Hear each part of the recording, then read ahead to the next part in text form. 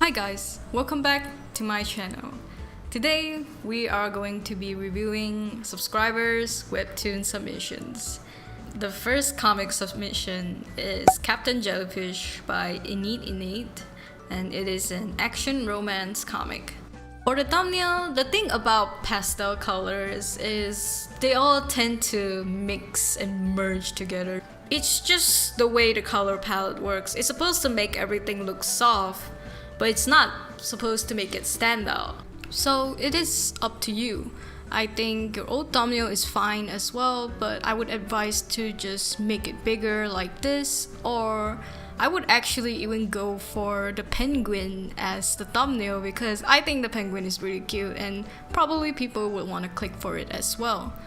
As for the intro, Maddie Breen is having a hard enough time trying to figure out how to come out to her mom and not act like an idiot in front of her crush. But now some talking penguin is telling her that she's a reincarnated warrior that has to defeat some evil magician. No thanks. Unfortunately, it's looking like she doesn't exactly have a choice in the matter. Dang it. So to me, this intro is a lot of self-talk. Basically, you're not getting to the point. My edit would actually be a closeted high schooler and a reincarnated warrior penguin fight against evil magic. And yeah, let's move on to the story. So the prologue actually starts with Maddie trying to save the prince. Apparently, it's like the mad sorcerer is going to like get them or something, and then to only find out in the end that it's actually a dream. Title card, it's too light for me, the color, and I think it would be better if it was a shade darker. I like that the dream is trying to show who Maddie really wants to be as a pretty girl, you know? I'm noticing some of your lines are not lining up, and this can be somewhat annoying. In your art style, you do some cross-hatchings technique for the shadows. Personally, I'm not a fan of it because cross-hatchings, if not done well, it can make everything look very messy. Gradient shadows are just the way to go. In the next episode, we come down to this panel where Maddie's mom says, "I love you." And the anxiety goes out the panels. I actually really like this idea because you have these void panels at the side, and yeah, if you know how to use it to your advantage, this will help make things look more dynamic. When Maddie sees Jax, Maddie gets this little crush moment. I would have liked to see the heart go out the panel a bit. I like the color palette in the beginning. Your color palette becomes a bit inconsistent when you're working on backgrounds. I see that you actually improved a lot in the newer episodes. You stopped using black lines. And I feel like if you ever want to revamp the beginning episodes, I would just say go for it. I actually really like getting to know Maddie's family and crush, but to be honest, I kind of wish that the crush bit could be later on introduced, could be delayed a bit towards the end, because I would have liked to get into the hook of the story. I know your hook of the story was the dream and everything, but to be honest, I really wanted to see the penguin show up quicker because the penguin is he's very interesting, and he's basically the hook of the story. In conclusion, your story is doing well. Maddie's internal struggle, I feel like a lot of people can relate, and it is quite funny too. I actually do like the characters, the personalities you introduced in them, so definitely keep at it. The genres you put, I feel like it could be fantasy/drama instead of being romance, even though romance is a very close third option. Next, we have One of the Boys by Pika Julie, and it's a romance/school genre comic. Let's start off with the thumbnail. I like it. It's very simple. It's just 3 main characters that we will read about, and the art style is all there. It's I know you're trying to go for this semi-realism art style, so it's good that you're showing it in the thumbnail. So people who are interested in this category of arts, they would definitely click on it.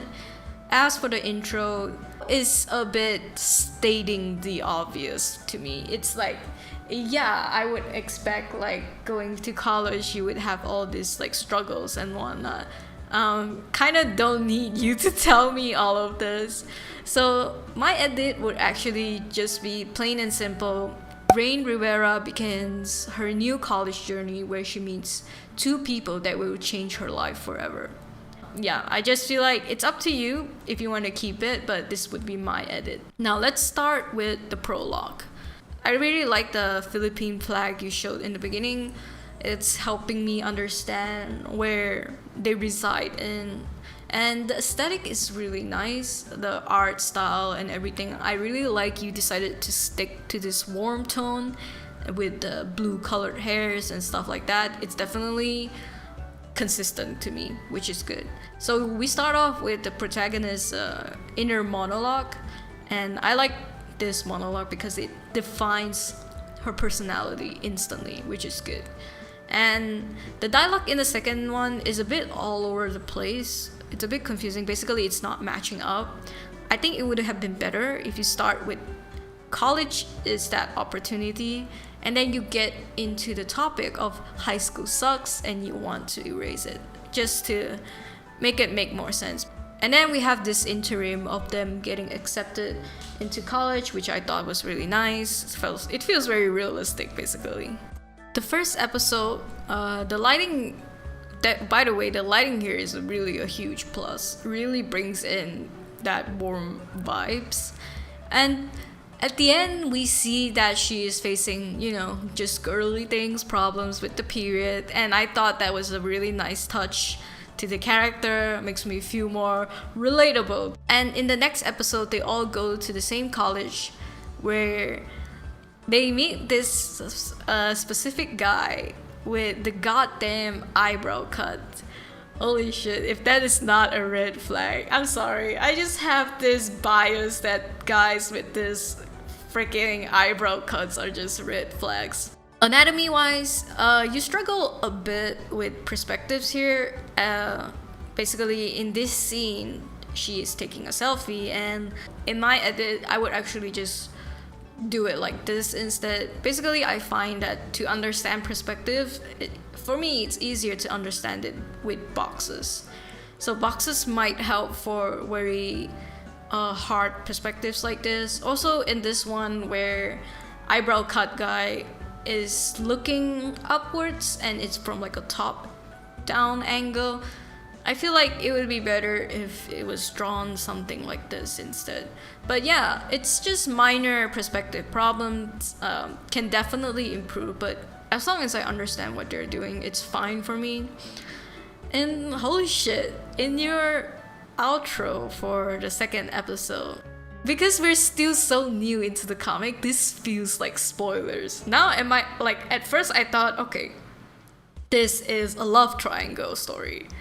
But then both of them kissing the protagonist. Now I'm thinking, okay, so this is a poly thing, right? So it's I know it's just supposed to be just like a cute little outro drawing, but to be honest, it is a bit of a spoilers, and you don't really have a lot of issues here, to be honest. It's just minor details. Definitely, I think it would help if you can look up references before you start on a perspective. Next, let's talk about IQ from Izlet, and it's basically a crime and mystery action comic. So first off, let's start with the thumbnail. I have to be honest, I'm not really feeling thumbnails that use words. Anything that has text is immediately a turn off for me, because thumbnails are really the gateway to what your art style is. And a lot of people would choose comics based on art styles. So if you can't show that in the thumbnail, it's very hard for them to, get into it. So instead of this text IQ thumbnail, I would actually put one of the panels that you did, which is this very interesting white hair dude. This is such an eye-catching thumbnail, but I know he's probably not the main character in the story, but just thumbnail-wise, it really speaks about the art style and it's really contrast and whatnot. And let's move on to the intro. Our protagonist wakes up in a mysterious place. Things are not the way it used to be. After he spent some time in his room trying to get some help from an unknown guy called Noah, he finds out that there are other people with the same experience as his. Trying to understand the reason behind it, they were instructed to enter a simulation. But everything changed after they ... So it's a lot of questions being asked. My edit for your summary, instead, I actually took it from a dialogue this protagonist and Noah had. From the day you were born, we attached a machine on you that would allow you to live longer. In a life created by your own brain, in layman's term, you have been dreaming the entire time.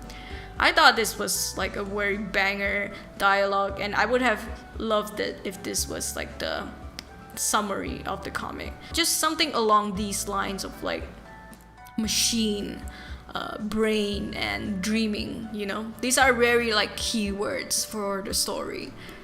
Now, let's get into the story. Already I find some typos, but it's no big deal. It's just cautiousness is spelled wrong, but yeah, that's about it. And I really like the ambiguity of the intro. It's a lot of like hands touching things and a lot of like blood spill. Not really sure what's going on, but definitely very interesting. They all wanted water, and the water dialogue continues for a lot of panels, and in my mind I was just like, oh my god, just get this dude his goddamn water. It's translated, although not really sure what language, but you only really need to remind the viewers that it's only like you know, this dialogue, this color of the dialogue is translated, therefore the incoming dialogues are all going to be translated. So just a reminder, once a reminder is enough for me. I also want to talk about the character transition here. I'm assuming these two are different characters. The protagonist is the one with the brown hair, but you kind of need to show us that transition of switching the characters, you know? Like you could show like a very vague like room transition, basically like he's in this room and then the other guy is in the other room, so we can kind of tell, oh okay, now we're switching to the other guy, because I thought it was like the same person at first, and then I realized, oh wait, you switch characters. So that was very confusing. And again, the same problem with Enid is the lines don't add up. Because your panels and your line art have very similar line thickness to the grid background you have, they all start to merge together. So my suggestion is to lower the transparency on the background so we can focus more on the art. When we make dialogues, we want to have a general rule where our texts don't go beyond the speech bubbles or don't touch the edge of the speech bubbles. Unless it's an intended reason of like they're screaming or they're shouting, so it's like it's so loud that it goes out of the speech bubble. To be more nitpicky about your text is that we also generally don't put full stops in our speech bubbles. Comma is fine, but yeah, full stops it's like you're writing a text. It doesn't feel like they're talking, so just remove all the full stops if possible. So a lot of questions are being asked in your first episode. The settings is a question, the language is a question, how he got here is a question, that is a question, and the whole TV and simulation thing is also another question. That's to me way too many questions for the prologue. In the prologue, generally we want to focus on just a few questions for the readers. Basically, how he got here can be one of the questions. The settings can be the question. And Noah can also be the question. And the language can be the question. And other than that, it should be gradually explained throughout the story. So yeah, I would just cut down on the questions. And the outro at the end of your comic is too pink. The blonde hair girl is fine, but it's just the colors are catching me off guard, and I would have preferred if your outro is just like grayscale like the comic to make it mix more, you know? There's definitely a hook in the story. You definitely had something interesting to go off on, and hopefully you can keep up the mysteriousness of like this room that they're in. And also, after reading it, I feel like this could also be a sci-fi mystery genre. Finally, we have a comic called Salem, which is from Cocoa Falls, and it's a fantasy/drama comic. So for the thumbnail, I really like the big face. To be honest, your prologue, the first thing I saw, which was this very evil vampire panel, I would have loved it if this was the panel instead. So because this is not the main character, I understand.